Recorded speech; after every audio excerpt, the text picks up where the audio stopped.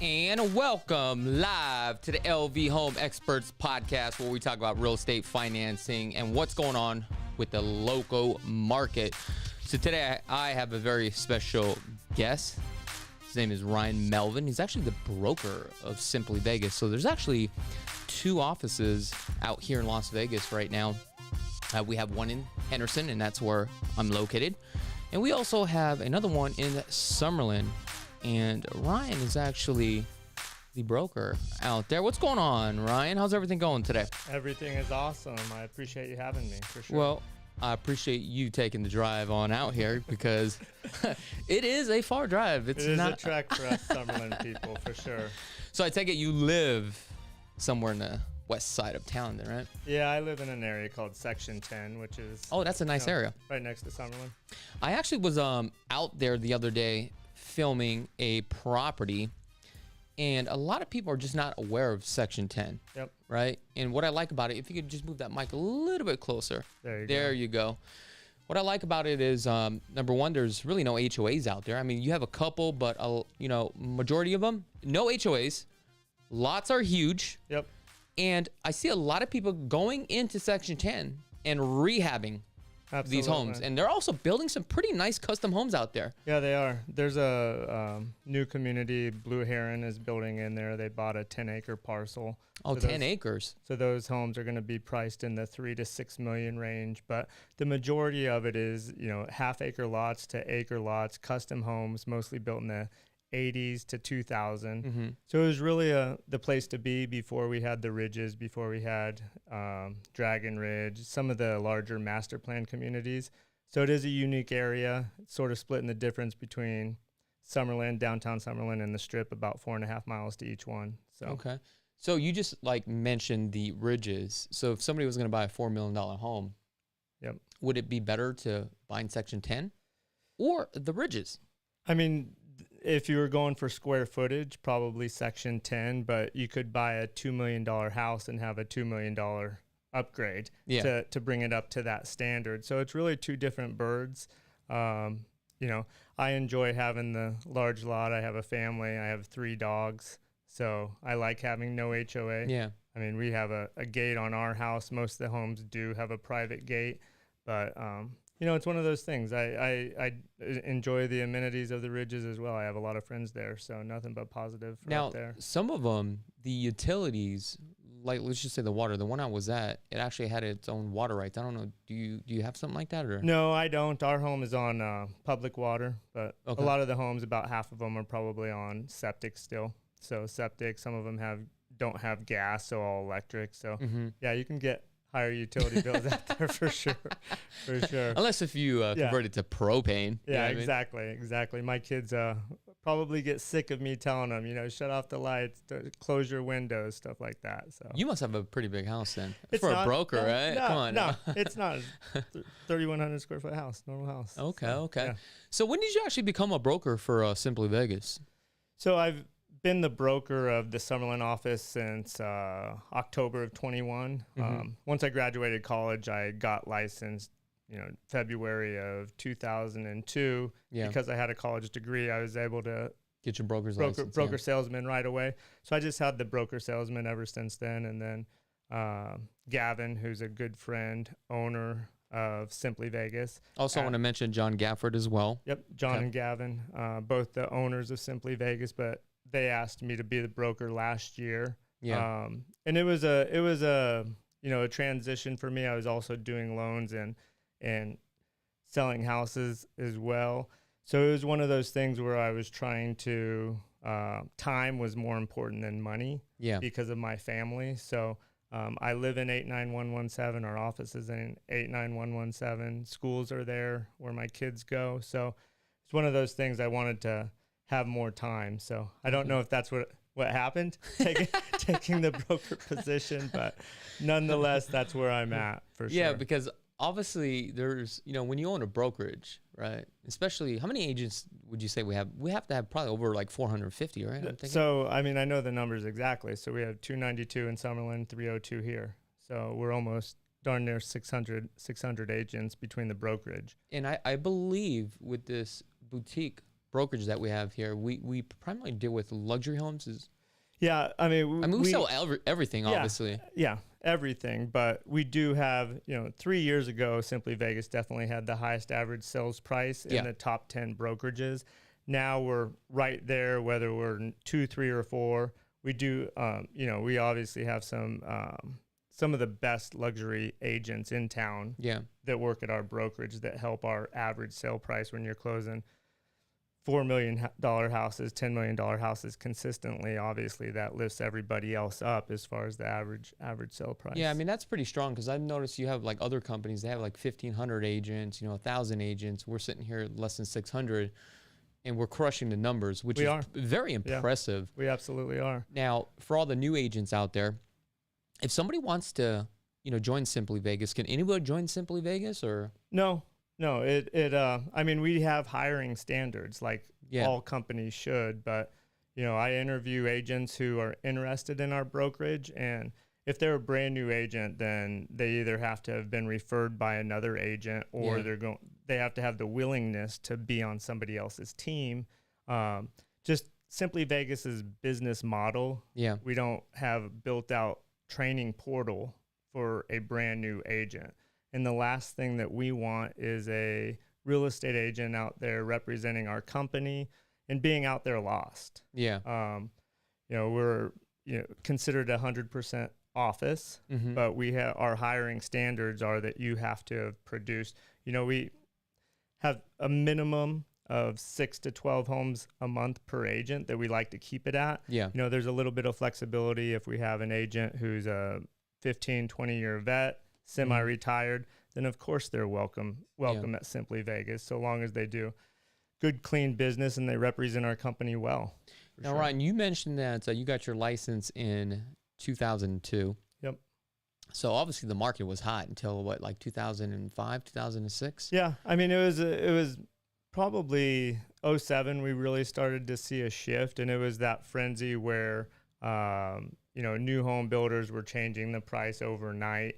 People were camping out. You didn't have to have, my wife's a school teacher, so I have a lot of school teacher friends, have helped a lot of school teachers, but you had school teachers doing the, we now, in hindsight, we call them liar loans. Stated income, a school teacher states their income at $200,000. We know that that's not what it was at. But when 06, 07, the prices were changing so quickly. A school teacher or anybody else could purchase 4, 5, 6 houses at a time. And that's what helped create the real estate debacle, not only in Las Vegas, but in the rest of the country. So kind of paint a picture of like 2003, 2004. Was that market as hot as today, how the market was before what we're going through now? Like a couple months ago, I mean, you literally put a property on the market. You had multiple offers. How do you compare that? Was it the same thing? Was it bigger in 2005? No, it wasn't. I mean, I'd never seen the inventory reach the level that it did in December, January, February, March this year, when we were under 2,000 homes in our city, which, the 3 cities, North Las Vegas, Henderson, Las Vegas, we have 2.5 million people. And we had 17 homes to split between all the buyers and all the real estate agents. So our inventory had never got to those level. Our population was significantly less, probably 700,000 less, you know, 15, 18 years ago. So it wasn't like that, but you did have a lot of the more creative loans. You had the negative amortization loans. It was way easier for a buyer to get qualified back then. Yeah. Me being fresh out of college, not knowing what I know now about financing. Yeah. You know, when I talk to some of our young agents now who get scared of the interest rates being, you know, what, 6.5%, 7.5%, which they were 5 weeks ago. I try to think back to my first 2, 3, 4 years, and interest rates were never a concern to me at that time. I can't even think of what they were. I had a mentor at the time who I was showing houses for him. I was listening to him on the telephone, learning how to talk on the phone, we used to print advertising back then in magazines, but it was never the same as what it is now. It seems like such a concern now. And, you know, back then you still had people who needed shelter, a home.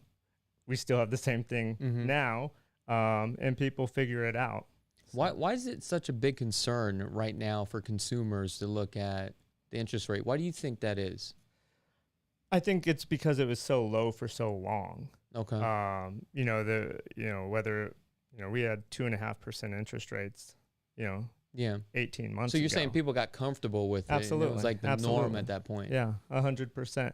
And, our prices, were, my opinion, artificially inflated for, if we take December through May this year, you sort of have this artificial bump that is gone now, but it's partially because of the low interest rates. It expanded people's buying power, so their buying power has significantly decreased in the last 6 months. In some cases, been cut by 30%. So for single family residents, I noticed, I just pulled some information here. So for 2012, the median price point was $150,000. 2013 was $185,000. I'm going to skip to 2016, $235,000. 2018, $295,000. Yep. 222, right? I'm sorry, 220, $345,000, and now we're sitting here in 2021, which is $225,000. But as of today, I just pulled some stats, right, for just single family residents detached, and it's starting to fluctuate back and forth because I pull the information every 7 days, right? And the median price point for right now for a home is actually $455,000. It looks like it went from $485,000 from all-time high, dropped down to $455,000. Right. Then it dropped all the way down to like $445,000, $435,000, $425,000. Now it's back up. Right.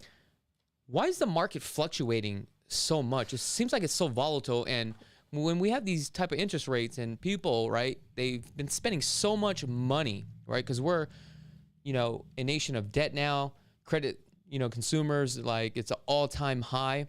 And I understand why this plays a big factor with the interest rate, because people are like just barely scrubbing by. Right. But we see such a high fluctuation. It's so volatile. Right. So as a consumer, you're like, dude, should I buy or shouldn't I buy, right? I mean, to me, I think that's over-analysis. That's okay. You're trying to microanalyze on a monthly basis, which that's what I do. That's what you do. We get paid to do that. We're paid to have the information for our clients. But to, for those bumps, if you have a $30 million house or 2 or 3 of them close in a given month, that's going to adjust it in the thousands, which is a lot. Yeah. But if you take your numbers, whatever you said, 455 right now, where were we 1 year ago today? Yeah. And it was probably slightly less than that. So everybody likes to talk about this decline. Our market has declined. Has it really? Probably not. It actually hasn't year over year. It has from this frenzy that we had for a 3 to 6 month time frame. Yeah. January through April, May, then we started to see the interest rate hikes. So when I go on listing appointments now, I basically try to explain to my clients, let's take out that artificial bump. Okay. And then we're still going to see this slight appreciation from 21 to today, from December 21 to December 22, we can still on paper show appreciation. But when we try to microanalyze, we could do that, from neighborhood to neighborhood. And that's why we have the zip code map that everybody loves to look at, the appreciation map. You'll have one zip code that's the highest in a given year. The following year, it's the lowest.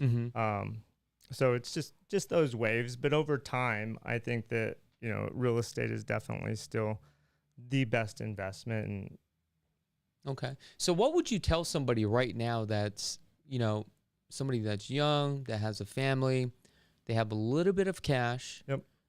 They hear all this propaganda. They hear what's going on with the news. They have enough to possibly purchase a home, but they're just not too sure. What do you tell that person? Right. Obviously, we're not here to convince anybody, but if somebody's, hey, I'm not too sure, they need guidance from you, right? Yeah. How is that conversation, or how do you educate somebody in that situation? My advice is buy when they're ready. Don't allow the media or their Facebook news or friends give them the permission to buy. Right now is an amazing time to buy. Our inventory is still very high. Interest rates are down about 1.5 from where they were 6 to 8 weeks ago. Yeah. And we're gonna see a buying. I don't know if it's going to be a frenzy, but we're going to see a lot more buyers hit the market in the new year. We'll also see more inventory. And is that normal? Absolutely. Okay. I mean, our inventory is down about 1,200 from 6 weeks ago, which is a fairly big drop percentage-wise from 8,300 to 7,100 today. 7,100 homes on the market in our valley.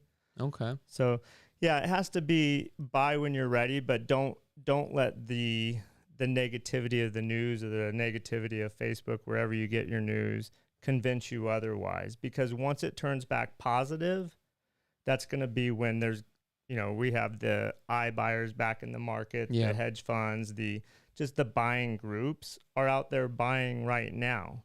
Oh, so these guys are still buying them. Absolutely. I would say that there's more buying today than there were 2-3 months ago. So me and you being active in the market every day, we saw this coming. Yeah. Not to this extent, but by the time that it got to the public, the slowdown, the interest rates were already up. But I think it's an amazing time. So a lot of people are aware that we have a housing shortage, which was created from the real estate crisis that we had from 2007 to 13. So the decade of 2010 to 2020, there were less homes built during that 10-year period than there had been since the 1960s. Yeah. So this slowdown where buyers are hesitant to purchase, to me is going to create another buying frenzy. Yeah. So we didn't, just because the interest rates doubled, it doesn't mean that we made our housing shortage disappear. The housing shortage is still there. To me, we're going to get like a slingshot effect. The fascinating thing, last year, there was over 77,000 people that moved to Las Vegas. Yep. And I ran some numbers, 8.4 people moved to Las Vegas every hour. Isn't that pretty fascinating? Absolutely. And the numbers were saying like 35% of the buyers were actually from California. So, guys, I actually have a full statistics for Southern Nevada, which is the global market. So if you guys actually want this here, it literally breaks everything down. We're talking about population growth, the housing market, tourism industry, because that impacts our housing market, believe it or not, and major investments and what's going on out here in the Las Vegas market. So if you guys actually want this, I want you guys to go ahead and email York at chakits.ckg@gmail.com. And what I want to do is I want to take a quick commercial break.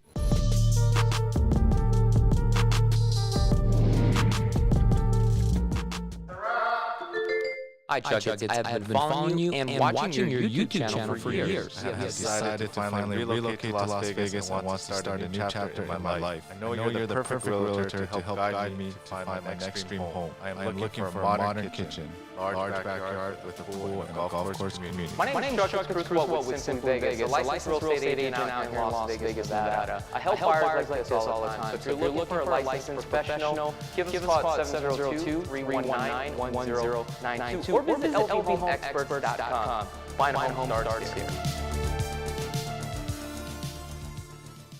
Is your credit score holding you back from purchasing a home? GC Credit Coaches is a repair company that's made easy. Their goal is to challenge and remove all negative errors that hurt your credit score. On average, GC clients see about 10.2 negative items removed over 4 months. Start improving your credit score today with a simple 2-minute online enrollment for a free consultation and a complete credit audit. GC Credit Coaches offers competitive monthly pricing, no contract, no hidden fees, and the service stops once you are satisfied. GC Credit Coaches removes inquiries, collection, charge-off, bankruptcies, and repossession. Don't forget to visit gccreditcoaches.com. Does your house look like and have you been considering remodeling your home for some time now? Well, if you love real estate like I do and appreciate the attention to detail in the craftsmanship required to build a remodel or a gorgeous home, then I got the perfect company for you. Guys, I highly recommend Design Zone Remodeling. They are a stellar company that would turn your outdated home into your own personal sanctuary. They specialize in bathroom remodels, kitchen remodels, and full house remodels. Design Zone Remodeling has a reputation for excellent workmanship, competitive fees, and being able to offer a wide range of services and deliver the outstanding results to their clients. I use Design Zone Remodeling on my personal properties. Give Design Zone Remodeling a call today at 725-223-0871 or visit their website at designzoneremodeling.com to request a free consultation today. And welcome back to the LV Home Experts Podcast. This is where we talk about real estate and financing. So today we got our special guest, Ryan and Melvin, the broker of Simply Vegas, out of the Summerlin office. We're just talking about the Las Vegas housing market and what is going on. So I want to get right back into it. I'm just going to ask you bluntly, do you think this Las Vegas housing market is going to tank? No. Not at all? Absolutely not. Really? No. I feel like it is. I look at it where the cost to rebuild, the cost to duplicate a house, there's a lot of talk in our industry about what new home builders are doing. They're slashing prices right now in a lot of their communities. And, for the past 2.5 years since COVID, it's been drilled into us about how costs have risen, whether it's labor cost or the cost of materials. So I know that those haven't changed. They haven't gone. Maybe the cost of lumber has come down some, but the cost of shipping, the cost of labor has not come down. Yeah. So just the cost to duplicate a house hasn't, if it's adjusted a little bit, so be it. But I don't see a crash. I don't know what your definition of a crash is. Yeah, and that's the thing. It could be 10%. It could be 20%, right? Now, I know that you deal with a lot of luxury homes too as well, right?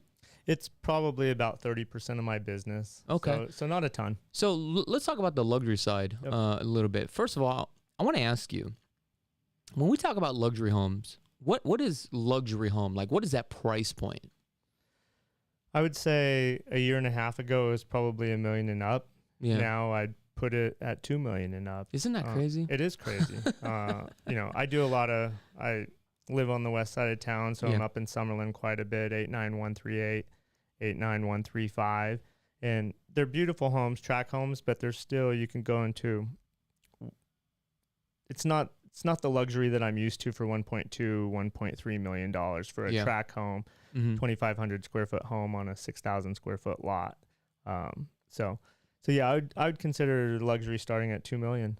All right. So the homes that you're selling around the $2 million, right? Yep. What are you seeing in that sector? Because it's a whole different, completely ballgame when you're buying at the median price point of $450. It's not the same, right? Yeah, I mean, when it comes to purchasing in Summerlin at a $1.75 to $2.5 million home, you're still looking at a track home, whether it's a Toll Brothers, Pulte, Tri-Point, which is crazy to me. Yeah, when you're buying at that price point, you're buying a brand new neighborhood and you're buying the community as much as anything. Reverence, most of the newer homes in Reverence are $1 million and up. Mm-hmm. They're resale now because they don't sell any new homes up there anymore, but they're 2020 to 2022 built, but you're paying for the neighborhood. Now, are you able to get a discount at that price point? Yeah, you absolutely are. Discount off of the list price for sure. For sure. I mean, it's easy to pull data. We were talking about microanalyzing numbers. Yeah. It's easy to pull data on these communities that there'll be closings at 2.5 million in March that you can get down to 165, 175 right now for model match. Of course, isn't the same home, different amenities within the home. Yeah. But you're seeing $500,000 price adjustments as far as closing price in the communities. I see it, like I said, mostly in Summerlin because that's where I spend most of my time. But it's easy to show a buyer on paper. Yeah. You know, and that's one of the things right now that buyers have to consider is, you know, March interest rates obviously way lower, prices way higher. Yeah. You have your much lower prices now, interest rates higher, but where are we on the difference in monthly payment? That's what most people care about. Because that's what you're really buying is a monthly payment. You're buying the monthly payment, hopefully for 30 years, at least, you know, a fixed rate for 30 years, whether you stay there or not. So that's what you're buying. Yeah. So we're a lot closer than most people think that we are as far as having these interest rates that are in the, you know, whether it's 5.5 to 6.5 range. Yeah. So we're a lot closer on monthly payment than people think. If they would take time to meet with a well-established agent who can sit down and put the numbers together for them. Yeah. So for sure. Okay. So going back to, you know, negotiating on the luxury side, are you seeing like negotiating wise as far as like 10% difference, 15%? Yeah, of a discount, I would say in the 10 to 20% range. Wow. You know, I have a listing now up in section 10. Yeah. And it's listed at 1.2 million and listed it right before Thanksgiving. Yeah. And in our first 14 days on the market, we had 10 showings. Wow. Without a lockbox. You know, so that's really good. Really good. But I also think that buyers right now are automatically thinking that a discount can be had. Yeah. So, you know, as a rule, when I'm listing a home, I've always tried to list it at an acceptable offer price where I think that it will appraise at, and where we're going to generate showings. Yeah. So I've never been one of those where let's list high and leave a lot of room for negotiation. I think that there's an expectation on the buyer side right now that there's a lot of room for negotiation. Yeah, sometimes I'll get calls from buyers and they're like, matter of fact, I just had one today. We were having a conversation and she was telling me, oh, I see that we can get a price reduction like 200, you know, 500,000. I was like, well, that's not at price points of 750,000. You're probably talking about what you're seeing is I would say even more than 2 million. I would say like a $5 million home that's doing a $500,000 price reduction, right? So it's a case-by-case basis, and this is where we have to really educate our clients, because if you have a home that's priced correctly and it's in a desirable area, it's move-in ready, and it's priced to sell at $450,000, you'll still get multiple offers, believe it or not. Absolutely. So it's a case-by-case basis. It's not like a one-answer-fits-all, basically. Yeah, there's not an automatic, you know, you're going to get 10% off of every house in the valley, for sure. But obviously, if there's no offers on the property, then it doesn't hurt to ask, because the good news is as a buyer, right, you're asking, and also it's a buyer's market, and the seller doesn't want to lose that buyer. Right. Chances of you getting a counter in today's market is pretty high. Absolutely. Versus 8 months ago. Yeah, I mean, you're not going to see a lot of rejections. Yeah, exactly. But when I'm working with buyers, I mean, that's one of the first thing that we look at is days on market. Yeah. You know, obviously, there's a lot that goes into that, whether the home's been listed multiple times, if it expired at one price, listed with a new agent. So those are all things to take into consideration. I mean, all buyers like to, you know, try to analyze, get into the head of the sellers. Sellers like to try to get into the head of the buyers. But, it all comes down to numbers. You know, it's easy for a real estate agent to educate their client, whether a home's priced right or not. Yeah. For sure. Now, do you have more buyers now, or like how many buyers do you actually have, and how many buyers are you working with now? Because obviously it kind of slowed down a little bit, but absolutely. Has it really like slowed down your business where you're like, oh my God, we're going to go into a recession? I mean, do you see any of that? Do you feel it?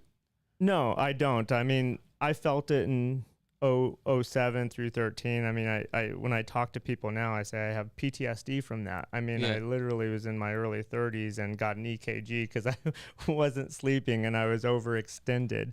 So it sounds like you were bad with your financing. Absolutely. I learned a lot. I learned a lot of lessons back then, and probably too conservative now. Okay. But so my personal worries are different than I would say the whole. I've operated, my personal finances a lot different than I did in those time frames. But I don't, whether we want to, what's the definition of a recession? They say 2 quarters of lower GDP. Yeah. So I don't follow the GDP. I don't follow the GDP. So if it's the same thing, don't wait for the Facebook news or media to tell you it's ready to purchase. Don't wait for somebody to tell you it's a recession if you don't feel it's a recession. Well, that's why I'm asking. I don't feel it's a recession. You're literally, you have your boots on the ground. You're still showing properties. You're still selling properties. Yep. And what you're saying is that the way that you felt back in 2006, you don't feel that way whatsoever. No, absolutely not at all. Not even a little bit. So we both track the numbers weekly. So as of yesterday, there were 52 foreclosures in the entire, which is nothing. Zero. I mean, and there were 29 short sales. Yeah. And when we had all the foreclosures, it was 80% of the homes listed were for foreclosures. Yeah. There's no comparison. Not only that, people need to also understand that, remember, 2 years ago, people are buying in such a low interest rate. If the market did tank because it went up pretty high, right? I'm talking about within the last 3 years, it literally skyrocketed. Yeah. So worst case scenario, they can sell their home. Yeah, it would. And they're not going to also move because the interest rates that they're buying into an interest rate is so low. And I fall in that category. Let me explain the story here. Okay. I bought a home. It was a bank-owned property in 2009. Yep. This is when I got my license. I thought I was a shit. I thought I knew what I was doing. I'm like, yo, I got a great deal. Yeah. Bank-owned 195. Market still goes down. 125. Yeah. I was at like 5.5%. Okay. I refinanced it a couple years later, like 2012, whatever it was, to 3.25. My home now today is worth about 450, 460, whatever it is. Yeah. I could sell it, but number one, where am I going to go? Yeah. I have a payment that's like $930. So is that your personal residence? Yeah, my personal revenue. Yeah. Yeah. So like, where am I going to go? So it's like, if you take a look, majority of the mortgages now are at the 3%. Absolutely. So I think that's what's really helping in this market, right? So, and it's also, it kept our inventory low. Yeah. Sellers who were considering moving up recently, they're reconsidering because they have a 3.5% interest rate, and it doesn't make sense to trade a 3.5 to a 5.5 or a 6.5. So unless they're cash buyers, it doesn't make sense unless they've done well in the last couple of years. But the only foreclosures that I could imagine seeing, like a handful of them, would be those entry level home buyers who are at a 3.5% down FHA, VA, or low down payment conventional loan, who bought, maybe within the last 6 to 9 months, and they hit some snags, whether it's work wise or something, because they probably don't have equity in their home. Yeah. But for somebody who bought pre 2021, there should be zero excuses for anybody to foreclose. They have equity They have equity in their home. So if you miss payments, sell your house. And the other thing is that Las Vegas is like a tourist city, right? Yep. That's our primary sector. And we were generating over about 42 million people visiting Las Vegas every year. We have about $10 billion just only in gaming revenue, $10 billion. This year, we're going to hit those numbers. I mean, things are moving along. I mean, we got to put a little pause a little bit, but I think this is kind of healthy for us. Yeah. because home pricing can't just keep going up and up, because then nobody's going to be able to afford it, right? Right. So, if you guys are out there watching this, these are things that you actually have to take a look at. And there are only a few cities that people are repositioning and migrating to. And this is out of 10. This is, I think it's with the top 10. We're number 8 or number 7. I don't remember what it was. But there were a lot of benefits to move here to Las Vegas. So I think that's what's really holding us down and kind of keeping our market stagnant, where we're constantly trooping along. Right. And, today I went to a couple new home sales track, and I was talking to some of the agents. Hey, how's the market going on your side? They're like, hey, it's not moving, but people are literally trickling in. Right. But it wasn't as crazy as it was 9 months ago. Right. But they're still making sales. Yeah, absolutely. So things are moving. I right? mean, buying a new home today makes a brand new home from a builder makes as much sense as I feel it's made in the last 5 years. Yeah. Because the builders, obviously there's a carrying cost to their standing inventory. Yeah. But they have, they have their own lenders. You can lock in a rate for anywhere between 4.5 and 5.5. On a 2-1 buy down, but there's enough incentives there to, I used to say, friends don't let friends buy new homes because they were always inflated. But not in this case. Right now there's some really good values out there, and they're buying significantly less than those people who closed in 6 to 9 months ago. And I think a lot of people are not aware of this, but on a new homes, you can actually negotiate, not the sales price, not the base price, but you can negotiate the lot premium. You can negotiate closing costs. Absolutely. You can negotiate the upgrades. The upgrades, the design studio. And a lot of people are just not aware of that. Yeah, they try to keep their base price even. That way they're not undercutting their clients who they just closed within the last 12 months. So there's tons of examples up in Summerlin where 89138 up on the hill, where there's some really amazing view lots. Yeah. Where in January, February, March, they were getting 250 to 500,000 for, lots that were between 8,000 and 10,000 square feet. So not huge lots by any means, but they had amazing views. But it's easier for them to either reduce or take away the lot premium without undercutting everybody else in the community. Yeah, because I noticed a lot of these contracts with new home builds, it talks about lot premiums, and it's funny. It literally says on there that we make the lot premiums up. Yeah. And I mean, when you're buying the view lot, you're going to sign a disclosure that says that there's a good chance that this view will go away. So that's funny too. It's like you're thinking you're buying a premium lot, but they end up building in front of your view. Exactly. Which is crazy. Exactly. Now, as far as like areas, I get this question asked all the time. People always talk about like Summerlin or Henderson. And I know that you're probably an advocate for the west side of town. Yep. All right. Is there certain other areas that people need to be looking at versus just these two areas? Because that's all I get. I want to be in Summerlin or I want to be in Henderson. Yeah. Because there's other great areas. Absolutely. I would say, as our city grows, I think that naturally people will start to migrate back to the middle. Yeah. So, I mean, one of the areas that I like is Rancho Circle. They're older homes built in the 60s. Scotch 80s are down there. McNeil Estates. I mean, those are some awesome areas where, McNeil is a little bit smaller than Scotch 80s, where you're going to have quarter acre to half acre. But these are no HOAs. I can only afford McNeil Estates.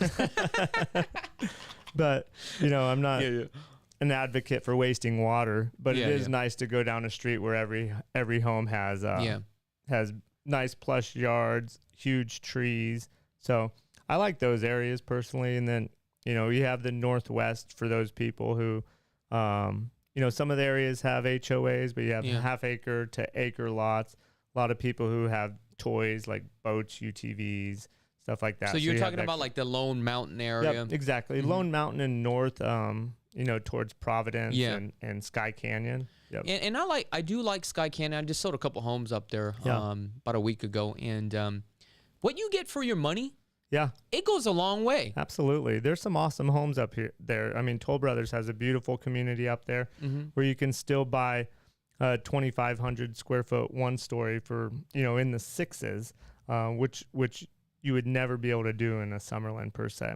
Mm-hmm. Up at Sky Canyon, you're less than 1 mile to the entrance of, to the turnoff to get up to Mount Charleston, which is pretty cool for those people who like the outdoors. Now, I do want to say thank you so much for coming on out here. Actually, you were a really good guest. A lot of great information. This was fun, right? Absolutely. I loved it. So if somebody wants to get a hold of you because they are ready to purchase a home, what is the best way? Well, actually purchase or even sell a home. Yeah. What is the best way to get a hold of you? On my cell phone, 702-858-8892. And then if you're a real estate agent, local real estate agent, whether you're new, you're in school, you're struggling at another brokerage, reach out to me as well, and let's sit down and talk. Well, I definitely have to bring you back on again. You crushed it. I believe next week, Eric is coming on. Nice. Broker for Simply Vegas, the Henderson office. I don't know if he's going to be able to compete. Now we got a competition. Hey, which let your brokerage audience vote. is better? Let your audience vote. That's really good. Guys, I'm going to have a link in the description below for Ryan Melvin. So if you guys want to get a hold of him, just reach on out to him. He's very good at what he does. He's been doing this for a very long time. This is the man. Well, other than that, guys, I really do appreciate each and every one of you guys from the bottom of my heart. If you guys haven't had a chance to subscribe to the channel, go ahead and click that subscribe button. Give us a thumbs up too as well. And check us out on Instagram. Other than that, until the next time.